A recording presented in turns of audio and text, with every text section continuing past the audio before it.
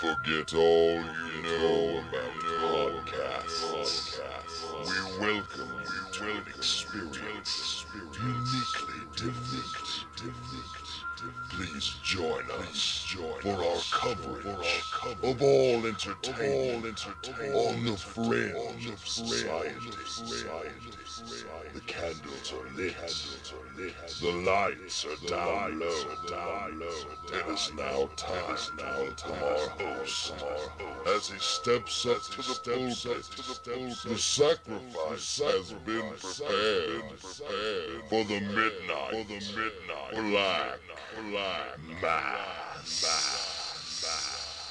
Ghastly greetings, groovy ghoulies, and welcome to another edition of the Midnight Black Mass Podcast. I am your host, the Maniacal Mystery of the Occult, the Reverend Dan the Dragon Wilson, here alongside my partners in crime. First, he is the Mouse of Hell, and he is retired from professional wrestling already. Andrew Alexander, how are you, man? I'm doing great, man. Good to be back on the most unruly of all podcasts. It certainly can be. And my other co-host here, a man who just competed in his 9th and final Hardcore Hell Spectacular, the Strong Style Psycho Tank. How are you, brother? How you feeling? What's going on? I feel fine. So was that my 9th one or my 10th one? I'm all confused. No, that was your 9th one. Okay. Well, I thought that was 9 going into 10. Anyway, yeah, my 9th Hardcore Hell.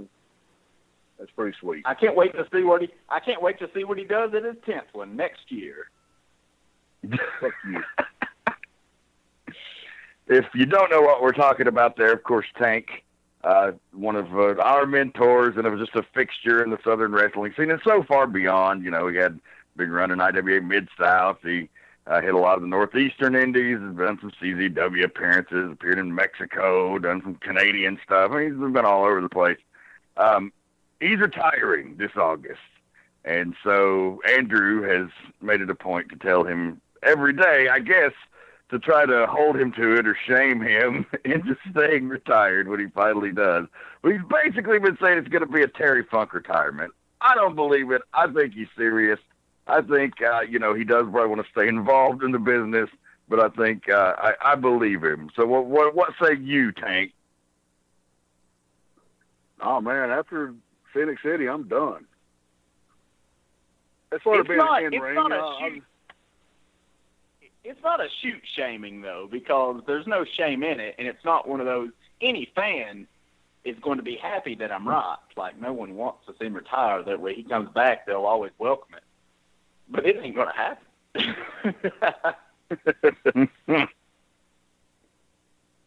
We'll see. Hey, I've proven there's always little loopholes. There's ways around doing it but not doing it. And the King of the Death Match can do all the unsanctioned street fights he can imagine. He can do those for years to come. And those are not real matches. Nope. Well, very true. Very true. Scatman Tank, Or the Strong Style Psycho Tank is retiring. Hardcore Hell 20 Tank versus Larry Goodman Street Fight. Yeah. Don't let him get you with the pencil. He doesn't use a pencil anymore. Now he'd have to hit you in the head with a laptop. Oh, yeah. Well, let's talk about the event that was Hardcore Hell this past Saturday. Well, the history of Cornelia since I've been back involved has been well documented on this program. Of course, it's been a legendary facility where many top stars over the years have been developed, and also, not just a training ground, but also just some great, insane product, and really a true tribute and herald to Southern wrestling, and many times the only people really with the balls enough to do some of that stuff down this way. And so, but it's been so many things over the years, but it kind of fizzled out over the last decade. It went from the run of Jerry Palmer in Anarchy. Of course, well, you can take a step back, of course, NCW, super hot when it started back in the late 90s, and then became NWA Wildside and only got bigger from there. And then Anarchy came and took over. So you had several very successful periods. It was never a giantly consistent money-making successful periods, but enough to keep things going and keep churning out a good product and helping guys get to the next level. And so when Jerry Palmer sold the promotion to Franklin Dove, Franklin came in and had a good hot start. And then, he just was a busy guy. He's a lot of irons in the fire. He's a very prominent businessman, traveling overseas and stuff. So he didn't really have a lot of time like he thought he was going to maybe be able to, or, have people there to do it for him, because you just have to be in town to do the promotion, and he was living very far away. So ended up fizzling a little bit. He sold to Charles Anschutz from Southern Fried. And Charles made a little bit of a go of it, but, again, running two promotions, and one of them is his baby and one that he kind of bought. Of course, the one that's his baby is going to take priority. So that didn't last long. He ended up selling to Danny Only. And Danny Only started Why We Wrestle. And Danny found that his strong suits were not behind the camera, that he probably took on way too much. His eyes were a little bit bigger than his stomach when it came to what he could envision and what he could execute. And so it never really achieved full potential. He brought me on as the booker in April. It had been open since November. I still wasn't sure what he was going for, so I just went back to doing things the way I knew how to do them. We had some moderate success, but he was still learning the business end. But then, of course, Rick Michaels came on board in December of 2016, took over the business side of things completely, hired me back on as the booker. It's not that I left, but, I'd gotten to the point where While We Wrestle, where I was like, is this thing even going to continue? And so Rick came aboard and said, yes, it is. And I want you to stay on board. So it did. And the combination of me and Rick together, we hit that sweet spot, and we started getting this momentum. And so Hardcore Hell has always been the annual big show of the year, and we really strive from day one, like we knew this is what we were building to. So let's get in here and do some of the best work of our careers. And he hustled on his end, and I hustled on mine. A lot of sleepless nights, a lot of late night phone calls, a lot of hard work from a lot of good, loyal talent, who I would go to war with in a heartbeat. One thing I kept getting after Hardcore Hell from the talent that meant the most to me was, man, this feels like the old days. This feels like a family again. This feels like a team again. That's what I've been going for, and that's what Rick's been going for. So we had a sold-out crowd, Turnaway House. First one since 2006. I don't know how many people they turned away, but I saw a lot of them heading to their car very disappointed. Several came on in and took a standing room only seat until we couldn't fit any more in there. It was an atmosphere like no other when that building is packed, and they care about everything. Top to bottom, huge night. Of course, we'll touch on Tank stuff right away. It was the Dream Partner tag match, 4 Corners of Pain. It started out, it was originally just going to be the Implement of Destruction, Iceberg's stabby weapon, on a pole, with Iceberg versus Strychnine. This was booked back in January after Strychnine and Jacob Ashworth won the Sadistic Santa match, which granted each of them the right to pick any match they wanted in 2017. Strychnine picked that match. Jacob picked the title match against Gunnar Miller. Strychnine wanted revenge on Iceberg. But after the attack on Danny Only from Jeff G. Bailey and Iceberg and Gunnar Miller, who was at the time the matchmaker, he was retired, was trying to do administrative job that he was already over his head in, and he got butchered by those guys. So Strychnine said he wanted a Dream Partner tag match because Iceberg's always had somebody help him jump him. So he wanted, if you're going to have somebody come to jump me from behind, let's just fight it out. So he made it a Dream Partner tag match, and he upped the ante. Instead of just one corner, let's do all corners and make it 4 Corners of Pain. And so, as the promo said that aired on the screen, and who else did you expect Iceberg was going to pick in a Dream Partner tag match? His most legendary partner of all time, the Strong Style Psycho Tank. Strychnine picks a surprising pick by many because he retired due to some horrific injuries. But, sometimes going through a shitstorm in your life will forge you to be ready to fight a motherfucker. And that's what happened with Danny Only. That was the pick for Stricknine's partner, bringing Danny out of retirement, reforming the Hate Junkies.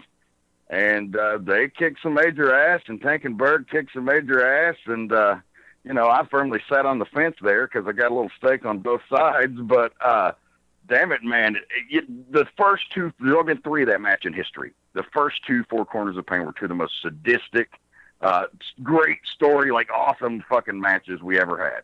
So there was a high fucking bar on that match, and they touched the bar, if not vaulted over it. Oh yeah, I thought me being a part of all 3 matches that this was probably my favorite one. Danny Only, Mr. Brittle.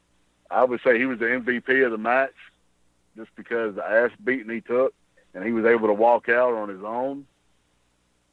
And Strychnine, these guys they're fucking killers, Me and Berg, we're the killers. These guys are killers too. And I thought we tore the fucking house down and gave the people what they wanted and then some. You're doing something right when Jeff G. Bailey's covering his face. And I would look over and glance over at him, and he had his face covered almost the whole fucking match. Like, oh my God, look at this crazy shit. What'd you think, Dan? Yeah, I thought the same. I thought it was so...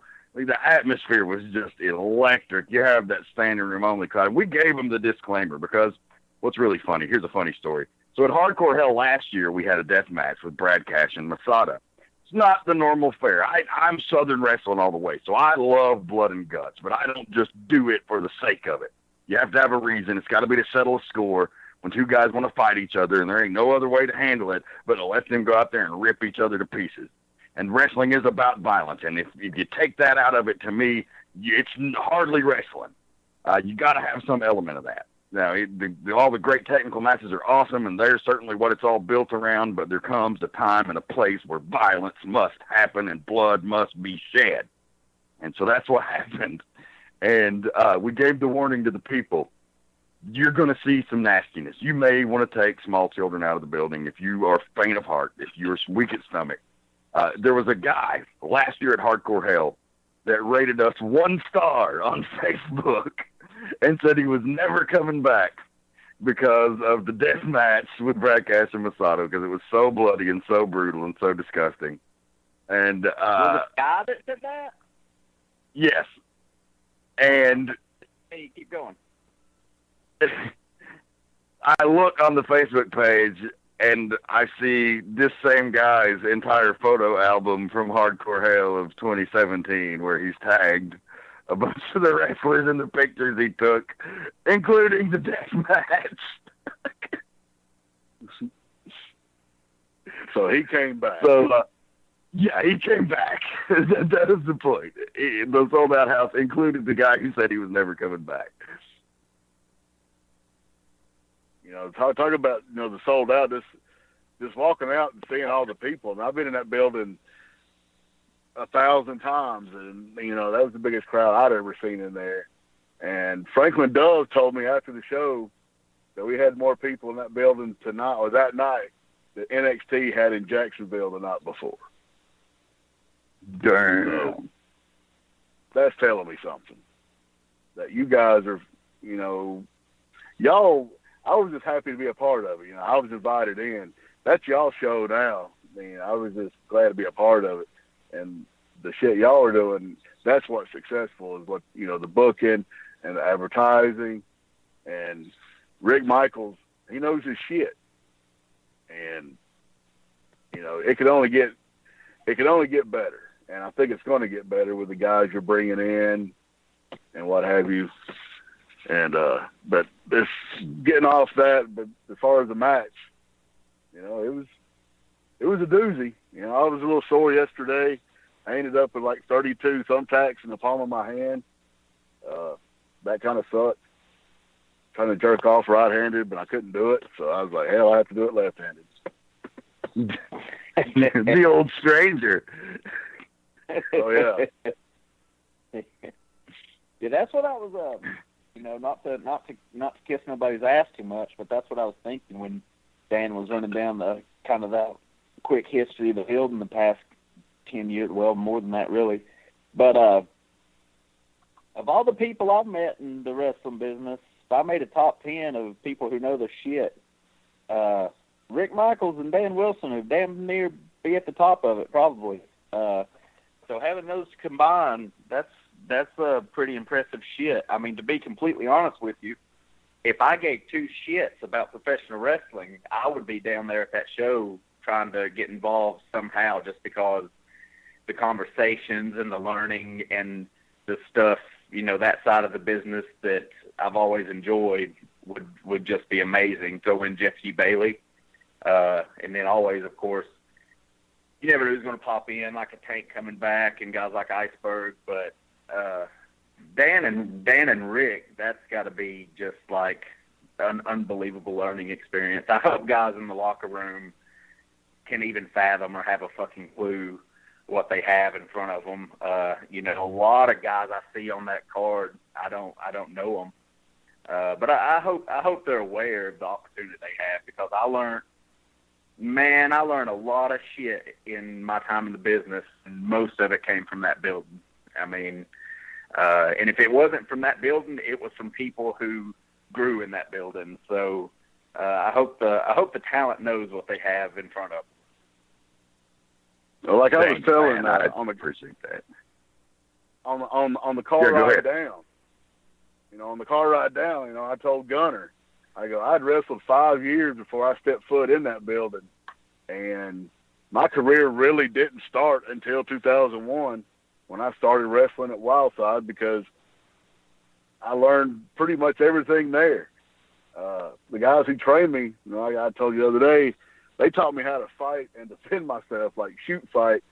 Bobby Hayes taught me how to work, but then I went down there, and that's where I learned psychology. You know, when to do what, how to work TV, you know, the hard cam and this and that, and then getting the chance to wrestle guys like Rick Michaels, who is one of the most underrated wrestlers ever in the fucking South. And David Young, and we all know what the hell he's done and what he can do. And I saw him wrestle back in Rome, and in November, he ain't had a match in 2 years and still blew the roof off the fucking place.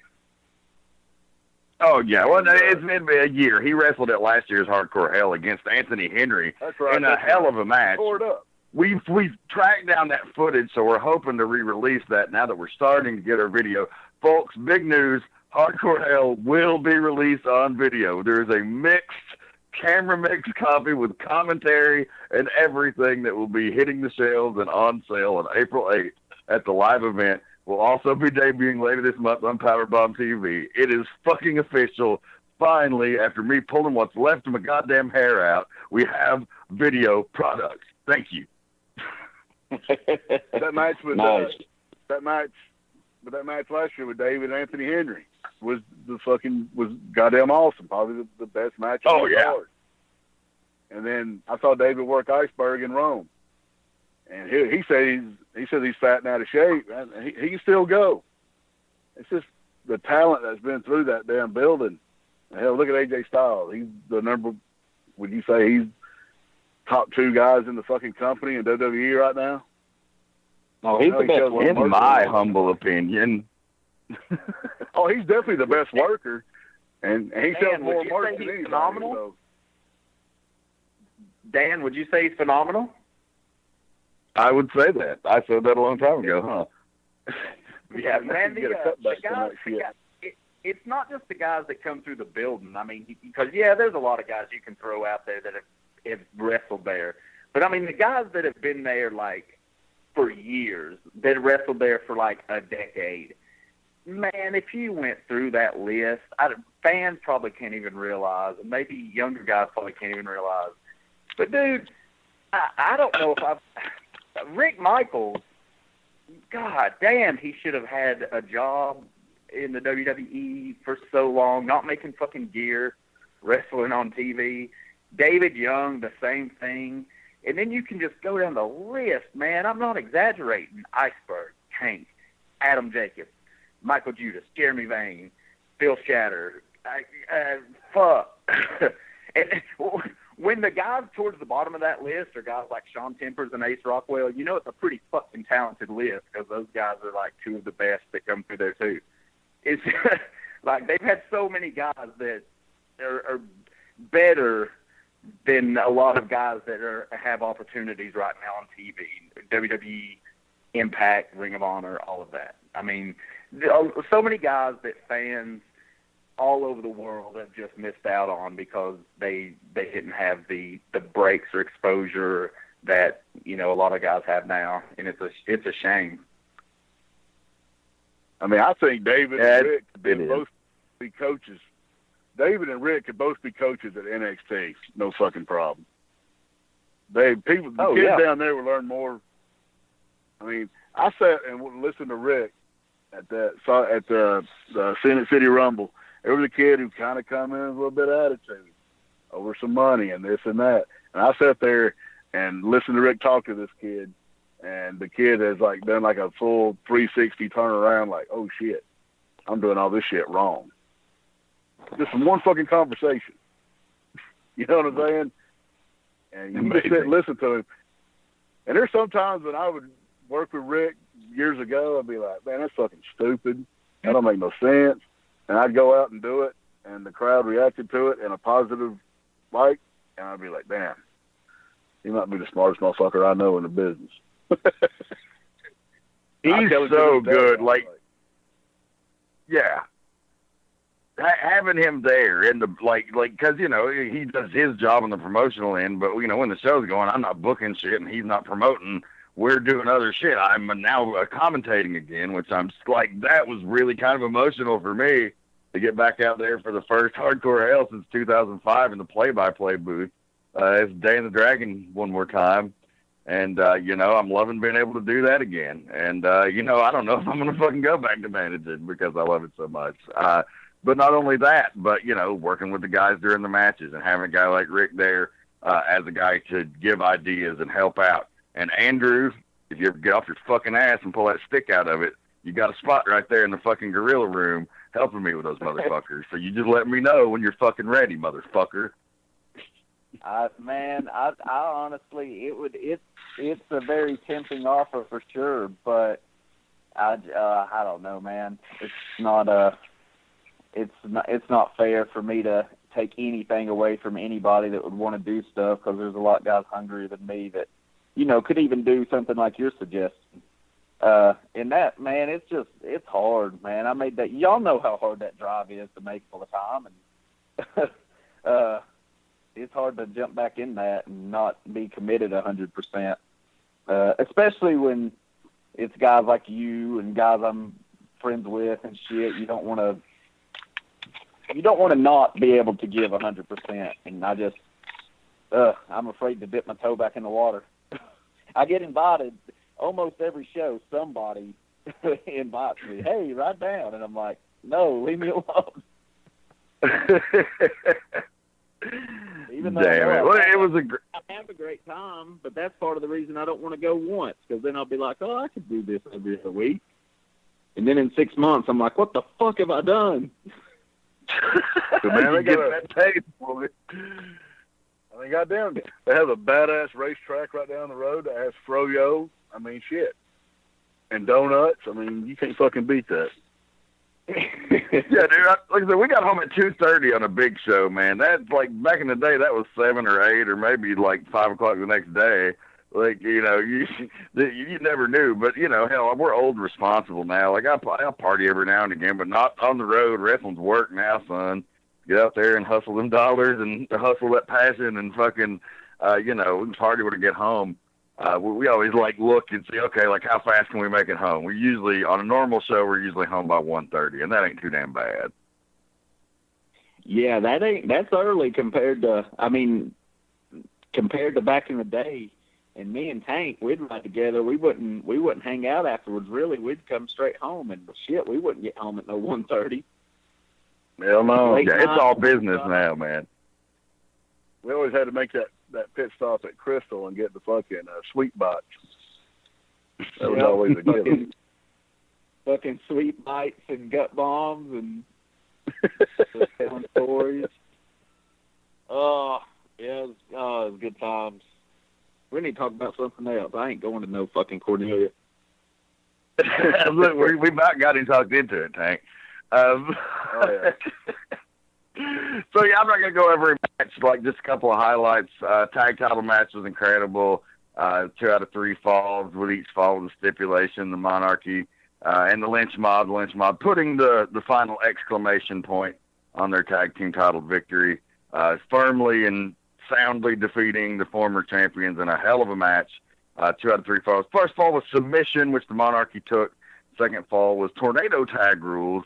And then third fall was tornado tag with last man standing rules. So the Lynch Mob ended up pulling out the last 2 and retaining the titles.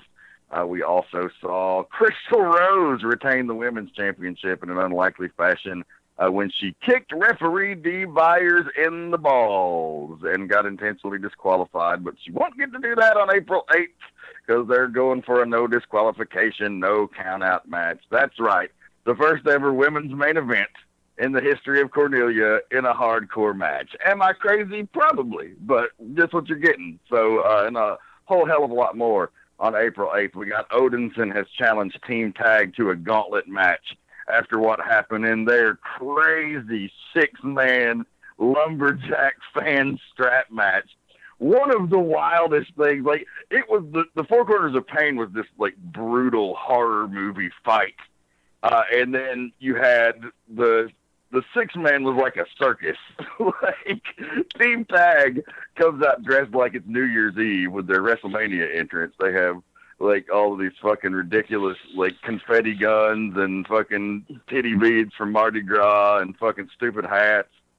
And they're shooting confetti all over the crowd and shit. That shit gets involved in the match. Gladiator Jeremiah, who was injured by them and taken out of the match, ends up drawing one of the lumberjack strap tickets. So he's a special lumberjack at ringside. They're taking on Brad Cash 7 and Odinson and all of that crazy cast. That's one, just for that match alone, you need to get the DVD. That's worth the price of admission. The Four Corners of Pain worth twice the price of admission. And then the main event. The main event was something special because I took the Andrew Alexander formula, by God. And it's not his formula, obviously, but, you know, guess what? That's something that he always was fucking big on, and I'm big on it too. The heavyweight championship, when possible, needs to be main event, even on a card like that. Well, of course it was main event, because it was the issue that everyone cared about the most. As well it should be. Jacob Ashworth, the longtime challenger, a 10-year journey, started sweeping the floors in that building, putting up the ring, putting up chairs, cleaning up trash. He then became security, then became a referee. He worked his way up the hard way, became a wrestler, got his ass whipped, being a tomato can for everybody. And then, after a few years, the light bulb started fucking going off. And he started getting better, and he got himself in some shape. And, you know, he's not a bodybuilder, but he looks like one of those big old-school Hoss wrestlers, a Dr. Death or a Bill Watts or a Terry Gordy. He's got that big old country boy frame, but he's agile as hell. And then you have the 9-month reigning champion, Gunnar Miller, Ashworth, getting what may be his final shot at the title, and he's the most popular guy in the building. And you have Gunnar Miller, a 9-month reign as a killer, has just ran roughshod over everybody. He, as the champion, he's performed incredible feats of strength. He is a can't-miss prospect like nobody's business. Most people did not expect Jacob could beat him. But we had a little surprise legend there added at the last minute. The ticking time bomb, Scotty Wren, former Wildside champion, was the special guest enforcer out there to try to neutralize Jeff G. Bailey. Did a good job of that to where it was just Miller and Ashworth. And the hometown boy pulled it out in one of the most emotional endings to an event I've ever seen. The tears were flowing. People in the audience were crying. People in the ring were crying. Jacob brought his family in there. His kid was crying. His girlfriend was crying. All the boys came out and put him on his shoulders and gave him the old Super Bowl celebration. And he switched up the name of the promotion there, you know, like this was a co-promoted event of Why We Wrestle in Anarchy. It was kind of the transitional show. And so the show opened with the Why We Wrestle theme, and Jacob cut his little victory speech. and then kicked it to graphics, and then they fucking showed the Why We Wrestle logo went away, and Anarchy was back. And so I can't think of a better way to be off and running into 2017 now. Did he say the name may be Anarchy, but this is Why We Wrestle and hold the title up? No. Well, that's because But he should have. If I was booking, he would have. That was a missed opportunity, I have to say. But no, I mean, it was just fucking incredible. Like, buy the DVD or go to Powerbomb TV and get your subscription. You can, for a low monthly price, you'll be able to get Hardcore Hell and a whole lot of other great independent wrestling. So, yeah, just, fuck, man. Check out Hardcore Hell. Come to the arena on April 8th and see what everybody's talking about. We've got the Approved, who Bobby Moore and Adrian Hawkins, they'll be back taking on the new champion, Jacob Ashworth, and his tag team partner, normally here in the arena these days, Strychnine. And so be interesting to see, Danny Only still a little jacked up from that double stomp anyway, so he'll be there, but he won't be cleared to compete. Tank liked to kill him with that double stomp in that match. So he's a little banged up. He's going to rest, but Jacob and Strychnine are going to be reforming that popular tag team that has done so well so far in 2017 to take on the Approved in their big $1,000 challenge. So are they going to come out of Hardcore Hell with the two biggest victories and $1,000? I mean, they might. It's very possible. Who are they approved by? Themselves.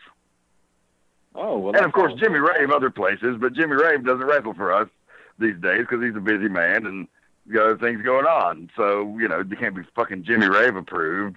Like, I mean, some people there know, a lot of people there know Jimmy, but it just doesn't make any sense. Like, I want it to stand on its own, but they'll also, like they do that other places, it's interchangeable for them. That way they can just be the Approved if they're not affiliated with Jimmy. And if they are, they can be JRA. And that's worked out well for me.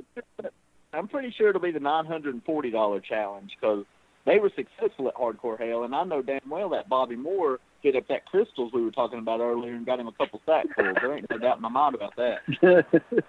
I don't know. Bobby was looking slim and trim. He better not be hitting those sackfuls of crystals if he wants to keep up this undefeated streak. He is, man. He keeps working on his physique. I mean, he's worked on it a lot over the years. He's not looking to turn into a supermodel. He doesn't want to lose too much size because that's going to take away from his strength to pound people's brains in. But he definitely stays on top of that type of shit now, man. He's come a long way, and it's good to see. And good to see Adrian Hawkins back. I'm sure they're both little pricks, though. I mean, I don't like either one of them, to be honest with you. Oh, they are, but damn it to hell if they haven't gelled into a fucking awesome tag team. So, good on them for that. They kicked me out of the damn commentary booth in the tag title match. I was like, look, hey, if you think you do a better job than me, go ahead. I'm busy anyway. I got shit to do back here. You do that, and I'll be back in a minute. But I didn't really get a chance to watch a whole lot of the show because I was in the back digging thumbtacks out of my ass and my head and everywhere. But I was really impressed with Team Tag. And I asked them what the hell it stood for, and they said 3 awesome guys. And Billy Buck, he's the shit anyway.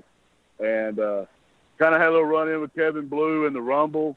He impressed me at the Scenic City Rumble. And then Chris Spectra, I like him because he cusses as much or more than me. So he's my new favorite wrestler. Awesome. Those guys, man, boy, talk about taking something and running with it. They're irritating shits, but my God, they have just nuclear heat with the Team Tag. The people want to see those guys die. Who would have thought Billy Buck, because some guys like Ace Rockwell's a decent heel, but he's one of the best baby faces of his era. Like, there's certain guys who just, like Ricky Steamboat, never worked heel. There's some guys that are just better at one thing or the other. So, like, it was a risk, when Billy went heel. When he turned, like, how was that going to play? How was that going to play? And I wouldn't have done it. I wouldn't have done it for shit. I'll be damned if he hasn't knocked it out of the fucking park. He is so hateable. Like, he has done so good. He's got Lawler level heel shit going on, in my opinion. Oh, yeah, they hate Oh, this shit. Well, I mean, once if they love you that much, you turn your back on them, and they'll sure hate you. So, and like Tank said, he's a talented motherfucker, man. He's one of the best for sure. Of course, some people have known that for many, many, many years. Took other people a little longer to get on board, but I'm glad to see he's doing well, man. And Spectra, I don't know that motherfucker. Kevin Blue, only met him like once. I can't comment on them, but I mean, I've seen video of Kevin Blue. He just looks like a little annoying little shit. So I'm sure people hate him too. But I mean, they're in a good spot, so they've got to be pretty talented, especially if they're hanging around Billy Buck. Oh yeah, for sure. The ending of that match, they shot Odinson in the face with a confetti cannon after attacking Gladiator Jeremiah on the outside and on his injured knee. So we're going to have some doctor's updates hopefully on April 8th. We have sent the Anarchy Wrestling video staff to Slim J, or to Slim J doctors, or Jeremiah now. So I've called the guy Slim J for 10 years. It's still hard to get used to saying Gladiator Jeremiah. For fucking 20 years, I'm sorry. Hard to get used to saying Gladiator Jeremiah, but we have sent the Anarchy video crew with him to his doctor's appointments. We're going to find out exactly what the damage is on April 8th, and, you know, hopefully we might be seeing him back in a fucking ring sometime soon. That would be nice. So we got that going on. Big debuts, 2 big debuts, huge video packages. One thing I've loved about having access to production, the like video screen to the live crowd, is you get that opportunity to build guys up before they show up. And so we've had vignettes for the last few cards, like the last 3 or 4, of Kyle Matthews under his new persona, the Nightmare. He's not claiming he's not Kyle Matthews, but he's just, he says, you know, there's so many distractions outside of wrestling when he's Kyle Matthews. But he's gotten in this new headspace where he's just kind of paying tribute to his mentor, Ted Allen. And when he puts on that mask, everything else goes away. The only thing that matters is what's in that ring. And it's almost, he compares it to like a superhero, giving him an identity or a symbol that he is, he's something more. So Kyle Matthews will reemerge as the Masked Nightmare on April 8th. And he returns home to the landmark arena, the Church of Southern Wrestling. So you don't want to miss the return of one of the best technical wrestlers in the last decade and in the continent. Always a pleasure to have him in, but now with this, like, taking his presentation to the next level with this look and this persona, like, I really think you're going to see some special things coming. We also have this crazy new character that Andrew Alexander is familiar with. Ryan Vega is going to be debuting on April 8th. You've seen the insane videos that he's sent in. So very interesting to see what he's got to bring to the table. He's going to be taking on a guy who's shown a lot. He's traveling all over the country. IWA Mid-South, CZW, AIW, AJ Gray. And he is signed on for several dates in 2017 with Anarchy Wrestling as well. And yet to get that big win, and Ryan Vega's making his debut. So that's going to be an interesting match between 2 up-and-comers. So you're going to see a lot of the future, the current. Going to be a great night on April 8th. Don't miss it. Follow us on social media at, there's so many now. Facebook.com/This Is Why We Wrestle is still there, but there's a new Facebook called Facebook.com/Anarchy Wrestling that one day we hope to finally transition all the stuff over, but we're just keeping them both open because we don't want to lose the likes, obviously. So you'll find social media on all of that. There's also a Landmark Arena Facebook page where you can find info about Anarchy as well as NCW every Friday night, $5 only. And that's Facebook.com/Famous Landmark Arena. And then you can follow us on Twitter at Why Do You Wrestle. And follow me on Twitter at Dragons Rejects. You'll get info about the events that way. We'll have info about where to purchase the DVD if you want to order the physical copy, or links to how to sign up for Powerbomb TV. So, haven't chilled that much in a minute. What's this? Go ahead, Tank. Go ahead. I was gonna say, just hit the rewind button there for a second and talk about an issue I had in the Four Corners of Pain. You know, why we lost the fucking match. I was fixing to stick the sickle down Strychnine's throat, and my protege, or so I thought, Brad Cash, took the sickle away from me and got my attention away from what was going on. Strychnine got the win on Iceberg, so I one-upped him. You know, you're not going to fuck me over and not pay the consequences. They're in that six-man tag with Team Tag against Seven, Odinson, and Cash. I came out and I chokeslammed his ass on the rampway. And last I heard, he ain't doing so well. That's what happens when you fuck with me.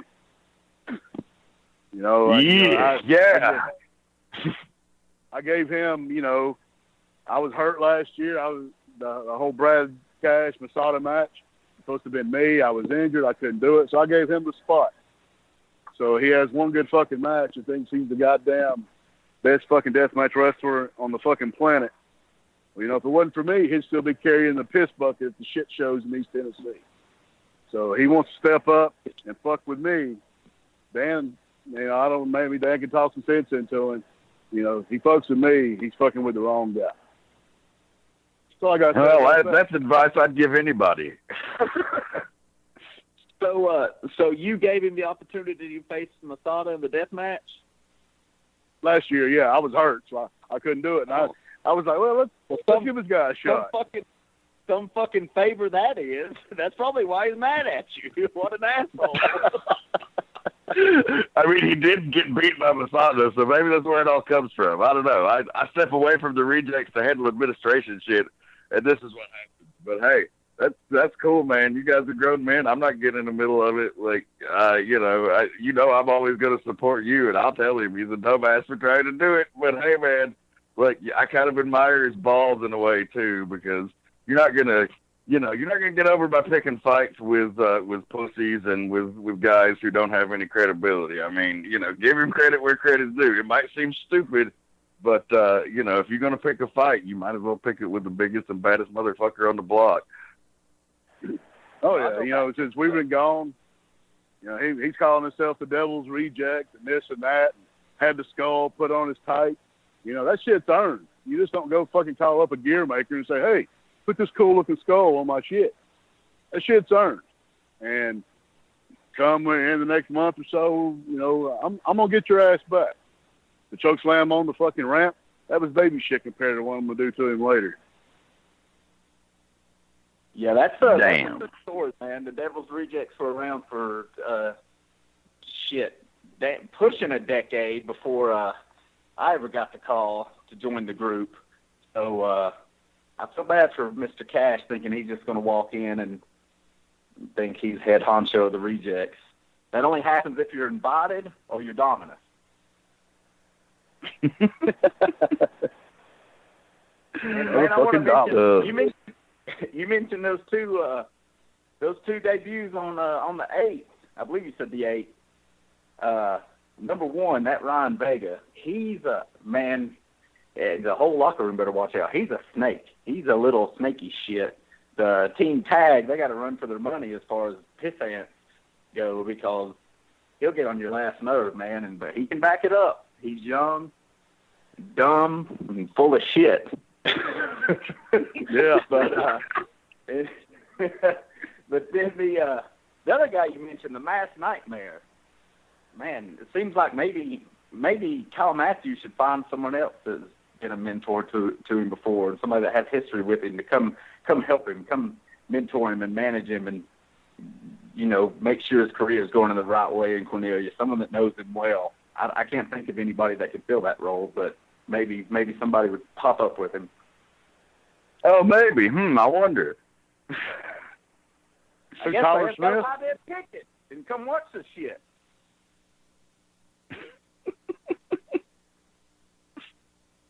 What did you say, Tank? I said who? Tyler Smith? If you can dig that motherfucker up, people's Googling him right now. Who's Tyler Smith? I don't know if you'll find him on that. You're like inside baseball like a motherfucker over here.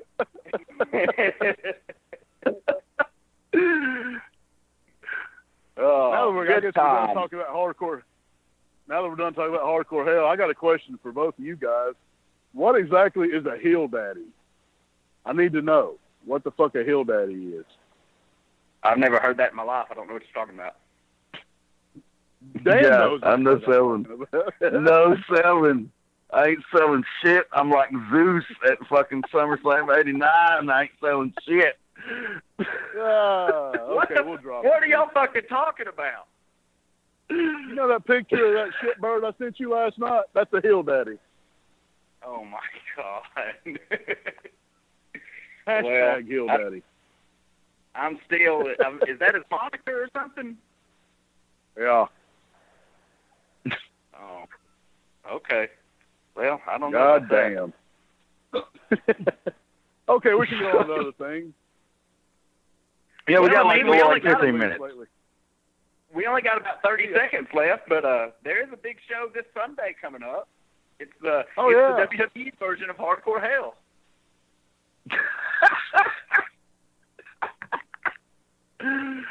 Yes, it is. And a lot of controversy going into that. I think we would be remiss if we didn't talk about the crazy scandal that happened over the last couple of weeks. I know, a lot of people want to sweep that under the rug. And okay, first of all, hey, man, sex is awesome. Like, lots of people do it. Lots of people film it. But if you're famous, you got to know if you're putting your shit online, the risk is going to be out there that somebody's going to get a hold of it. So nobody should fucking shame these people because everybody's wanting to fuck. So, to me, it's like a bodily function, like taking a shit. It's rewarding. In some cases, more so. But what I'm saying is consenting adults can do whatever they want, as evident by the fact that nobody got punished. But, God damn it, what a fucking shitstorm it created amongst fans online, the righteously indignant, of course. If you ever look at any of those pictures, then you are just as guilty as the people who stole the pictures from them. Really? Because you telling me you didn't fucking look? Liar. You're a liar. Liar. Because if somebody and you had a porno laying around, you walk in the house and you popped in and thought it was something else and it started playing, you ain't gonna turn it off. You're gonna sit there and fucking watch it. I don't give a fuck who it is. You're gonna watch the morbid curiosity. Are you talking about personal experience? I can neither confirm nor deny. But you'll watch it, is what I'm saying. The morbid curiosity is going to get to everybody. So don't give me all this righteous indignation. It sucks for them. I understand. I'm definitely glad that Austin, one of our friends who's involved in that, didn't get in any trouble. Hate it for him that he's embarrassed, but he seems to have taken it in stride. All you can do is laugh at a certain point, right? Because everybody's got a twig and berries, if you're a dude or you're a chick, you got female parts. It's not, I don't get what the big deal is. People think way too big a fucking deal out of sex, but it was quite an entertaining fucking thing. Well, I got a couple things. For starters, the way I found out about it was our great mutual friend, the great Muji, texted me and said, hey, there's another video out featuring someone one half of the Awesome Attraction. And my instant thought was, how the fuck did Hayden Young fuck Paige? Because I was very shocked. Now, I'm not judging at all because I'm a filthy motherfucker. But it was very interesting that what was going on. And I've got no interest in seeing my buddies fuck. But if my buddies are fucking a WWE diva, I'm going to watch it.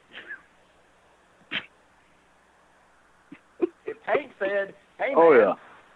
If Tank said, hey, man, I got a video of me fucking Naomi. You want to see it? I said, hell yeah, put that some bitch in. I want to watch it right now. What if I said I had a video of me fucking Nia Jax? What would you say then? I'd watch it out of curiosity, but I don't have to see it.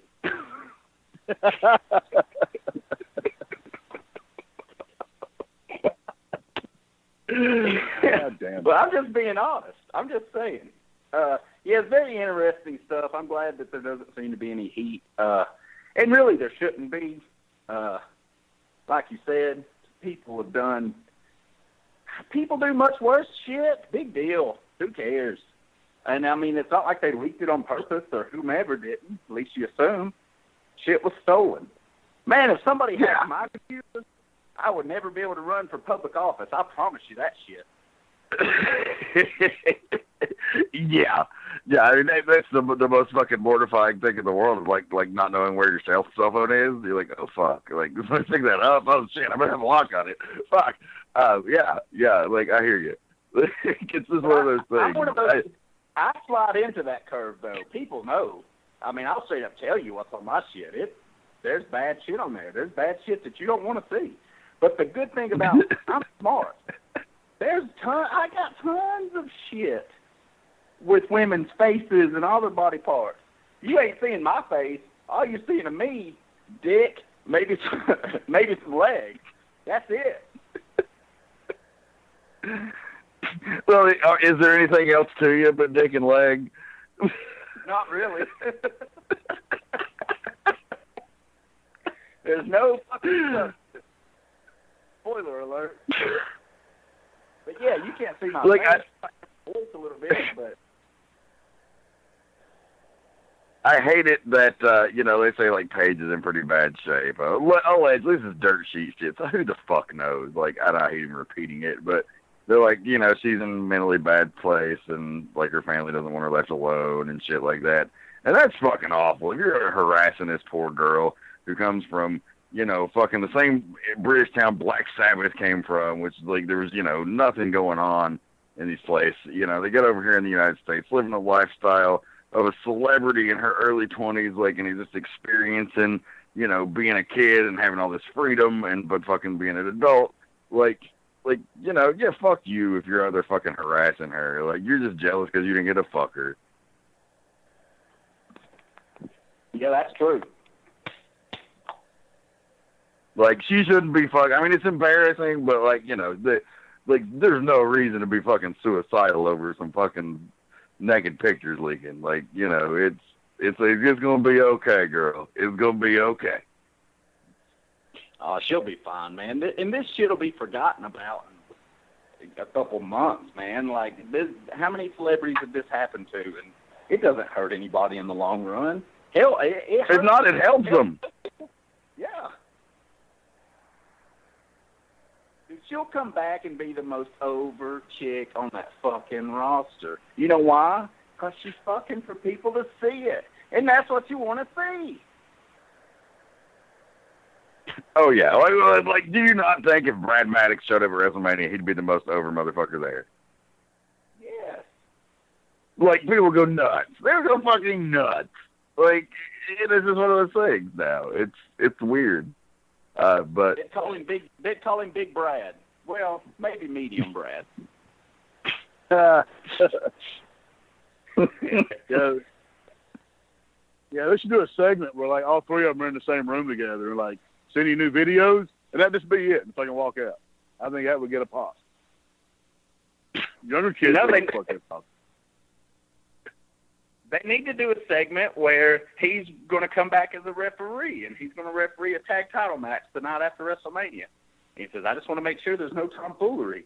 I want to make sure you call it right down the middle. And then Brad says, hey, don't worry. Me and you were on the same page. In all seriousness, man, I mean, it sucks. But fuck, just ignore it. It's going to go away. It's going to go away quick. I mean, not at WrestleMania. That shit's still fresh on people's mind. And there's going to be 70,000 people chanting God knows what. But in 2-3 weeks, the shit's ancient history. Yeah, I agree. I fucking agree wholeheartedly. So we're down to the last 5 minutes. Any final thoughts here? It's been a great return. I didn't expect to spend the whole thing talking about like a hardcore hell recap. That's what it turned into, and I'm okay with that. Still like Jim Cornette coming back to the WWE. Haven't really talked about that in detail, but that's exciting to induct the Rock and Roll Express into the Hall of Fame. And like, come on, who else would you want to induct him? But it's just one of those hell freezing over moments. Nobody thought they'd bring him back after all that previous heat, but we know the WWE will do that, but they did it with the Ultimate Warrior and Savage and plenty of other guys. So, dude, that is the single biggest thing I'm looking forward to at the Hall of Fame. Hands down, no close second. Like, I'm so fucking excited about that. When that news broke, Tank was the one that told me. Oh, man, I instantly went to their site and was looking to see if it was true. So excited, man, and so excited to hopefully just get him back doing anything with the company, man. I mean, I think they could find a good young tag team for it in NXT for him to manage. Yeah, I think I know one. I give him a call. I just think it's cool that they're letting him do it and maybe bring him back so the Midnight can go in next year. You know, I mean, or the year after. Because they're going to be in New Orleans next year, right? Oh, yeah, dude. My God, who drew more money there besides the JYD than them? I was just about to say JYD. But, yeah, that would be amazing. I mean, you could have Bill Watts induct them. So, I think maybe hopefully that's part of the master plans.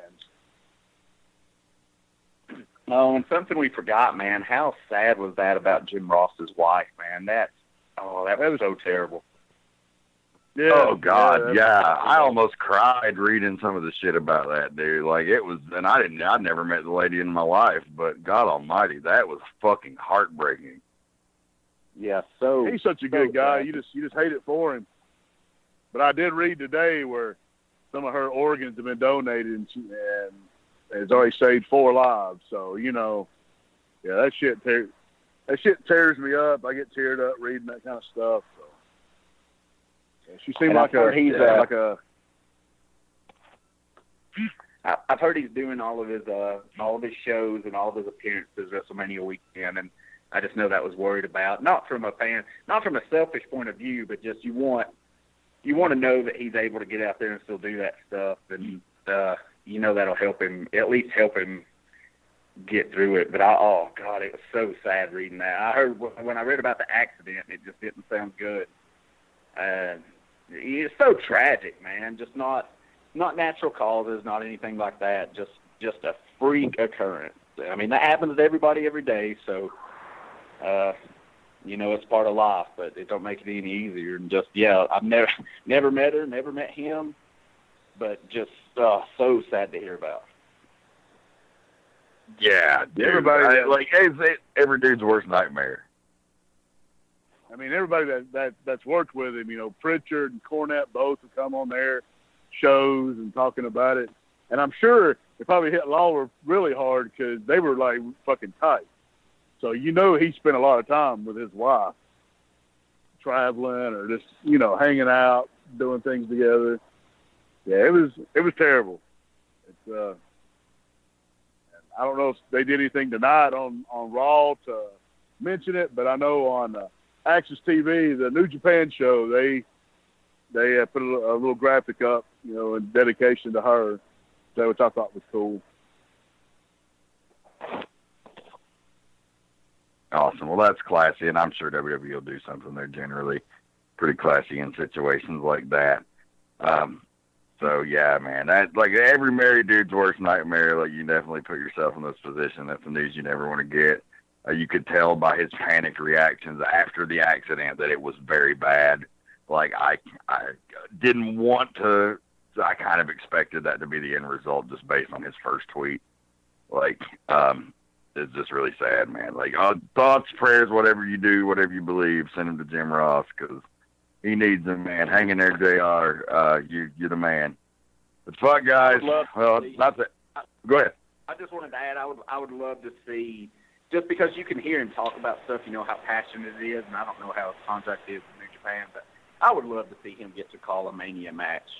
You know, maybe the Fed just extending that, and they've done stuff like that before. Just let him call one match with somebody, you know, Undertaker, Triple H, just something to get him out there. And I mean, the fans always give him a great reaction. I think it'd be good for his spirits and good for the fans. Most definitely. Yeah, I agree. Absolutely. Well, fuck, guys. Great episode tonight. We're out of time. We'll be right back here, same bat time, same bat channel, 9:30 p.m. Eastern Standard Time next Monday night. Going to be talking more Anarchy Wrestling. Going to be talking about all the WrestleMania weekend's fallout and the crazy news from that. You're going to be talking about a whole lot more. So thank you for joining us. Fast Eddie Layne, did you have any final things you wanted to throw out there before we get out the door? First off, hell of an episode. Loved every second of it. Second off, Beyond Ringside Back to Basics returns here to the Beyond Ringside Radio Network and ProWrestlingRadio.net. That'll be Tuesday the 28th, 9 p.m. Eastern, 9:15 p.m. Eastern, 8:15 p.m. Central Time. Check it out, BeyondRingside.com, the radio app as well, or the mobile app, as well as ProWrestlingRadio.net. My voice is gone. Right on, man. Follow me on Twitter at Dragons Rejects or on Facebook.com/Rev Dan the Dragon Wilson. Follow Tank on Twitter at Tank_EST1996. You can follow Andrew Alexander. He is on Facebook at Andrew Alexander. If you can find him and interact with him there, he'd probably ignore you, but he might accept your request. He might. You're not going to see him at any shows. To talk to you. You may not see him at any shows until me and Tank get him buttered up a little more, but we're working on it. So, Tank, any appearances coming up you want to plug before we get out of here? I got DSCW and Blue Ridge, Georgia this Saturday, April 29th, and Iron City, Tennessee, the Carnage Cup, May 6th, and Williamstown, New Jersey for On Point, the Survival of the Sickest tournament. And I actually got Brad Cash in the first round, so I'm going to get an early chance to beat the fuck out of him. Other than that, that's it. Maybe we'll get some footage. Oh, Awesome. Well, hell yeah, guys. Thank you so much for joining us, fans of the Beyond Ringside Radio Network. We love hearing from you, so give us that feedback on Twitter. Anything you want to talk about, topics we're open. We've been having more of a free-form discussion on the show in the last few weeks, and it seems to have turned out well, so we're happy to keep that up. But that's it for Andrew Alexander, our producer, Fast Eddie Layne, the Strong Style Psycho Tank. I am Dan the Dragon Wilson. Keep one foot in the gutter and one fist in the gold. Good night.